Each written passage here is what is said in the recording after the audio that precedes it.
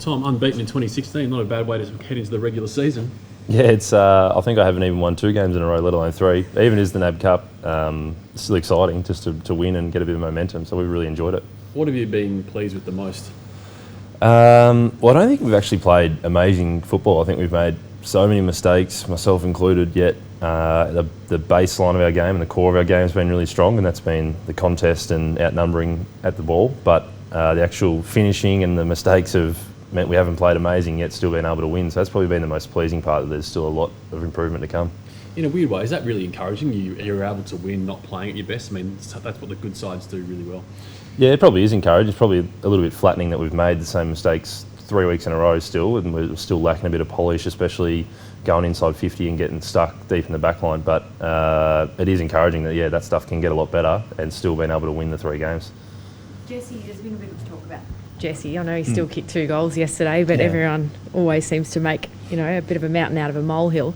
But he didn't quite look like himself yesterday. Was that a bit of a blip on the radar, or is there anything specific that he's changed? Or I think he's just had one of those days where the marks don't stick and you don't kick amazing at goal. But I said this yesterday on TV, that if you can kick 2 goals, 2 or whatever he did, and still have a mark and have an impact, and that's a bad day, I think it's still a pretty good day. But I think he dropped a couple of marks he would normally take, a couple of set shots that just wasn't striking them very well. I think it was just a bit of a bad day for him personally, and he had a week off as well, so maybe a little bit of rust having the week off last week. So I'm not too concerned about Jesse if he can still kick 2 goals every week.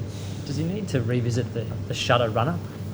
He's still got a bit of a weird run-up. It's not the most natural of looking kicks, but geez, I don't see him miss many at training when he's kicking them, so I'm not too worried. And I'm probably not the expert to be giving goal kicking tips either. So heading into round 1, you're facing the Giants. You're due to line up on Jeremy Cameron. Do you keep an eye on the MRP findings this afternoon?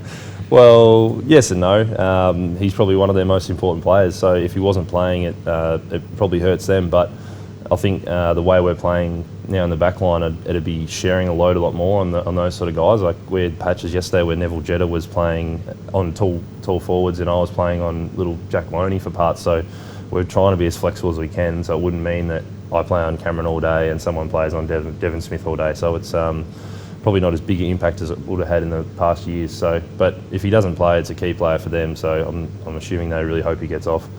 You've got a pretty good record against him, don't you, one-on-one? We've always had good battles. He always tests me. He's got amazing speed and good hands, and if he gets a shot at goal, he rarely misses. He can have 6 touches and kick 5 goals, so he's a real challenge to play on. But it'd be fun to go against him again if he plays, but I can't do much about that. So he's one of the emerging forwards in the game, though, isn't he? Really? Oh well, I think he's already been an All-Australian, so I wouldn't say he's emerging anymore. He's a true star forward of the league.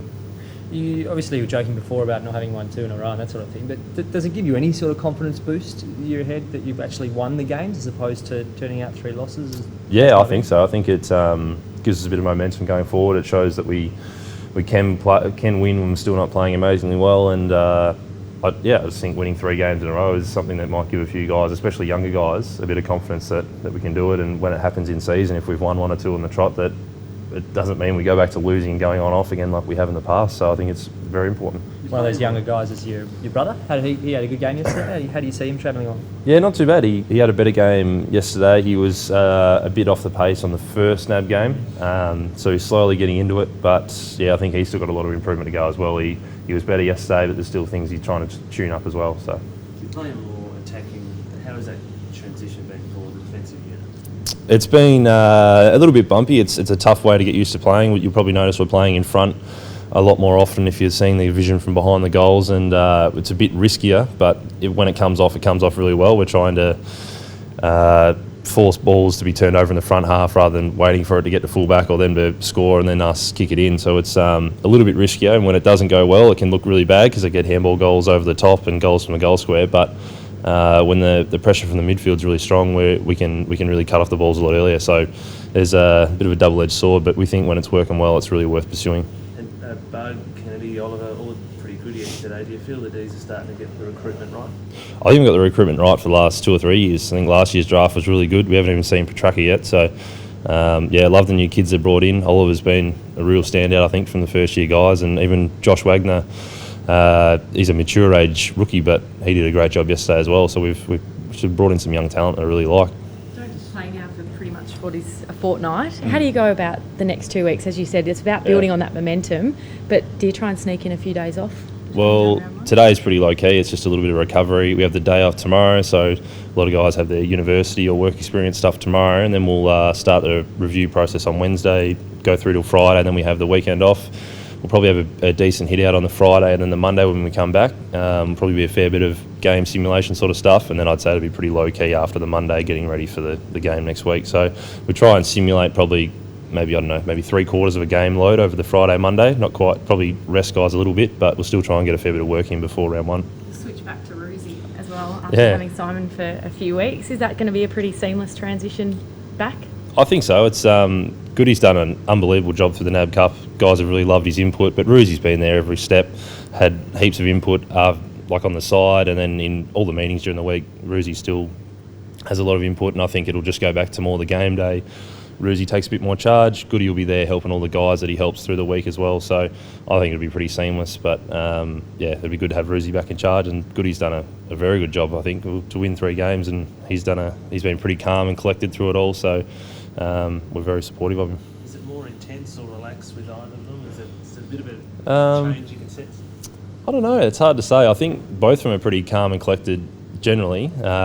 That could always be tested when things aren't going to plan midway through the season, but Roosie's generally a really calm sort of person, and Goody's sort of shown that as well.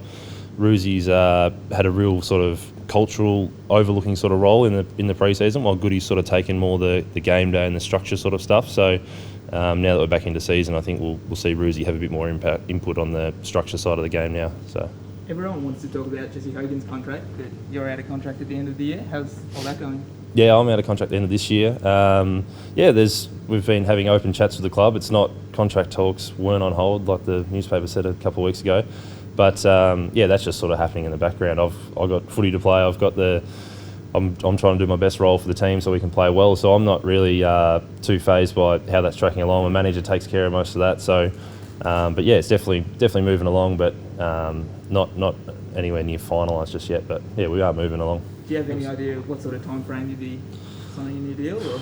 Oh, no, I don't really know. Sorry, no. Look, manager and the club are always talking back and forth, emailing, and he gives me a little call and an update every now and then. But they just take time because we don't like always catching up on emails or phone calls. You always try to, all right, can we have a catch up with your manager on this day? And it can be tough, and it takes a few weeks back and forth sometimes. So, but it'll happen. It's slowly coming along, so I'm not too phased.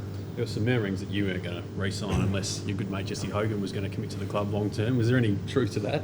No. Jesse's contract's totally separate to mine, and as is every player, and players don't talk to each other about how much money they were asking for, or how many years they want. That sort of stuff's all very private, and so Jesse's will get done, I'm sure, in his own time, and I can't really, I'm not going to say, oh, Jesse's got to get done or I'm not signing. As much as I'd love Jesse to be signing, it'd be amazing to have him on board. It's not really my role to be asking him when he's going to get it done and that sort of thing. So I'm sure they'll figure something out. And he's still got 2 years. So most guys are only on 2-year contracts, so he's got plenty of time to figure it out. Do you see your future here? Yeah, I do. I think see a really positive outlook for the club, which I haven't seen in the 5 or 6 years I've been here. I can't honestly say that it's always looked very bright, but I think we have got some really good talent here and a good group of core young players that can take us forward.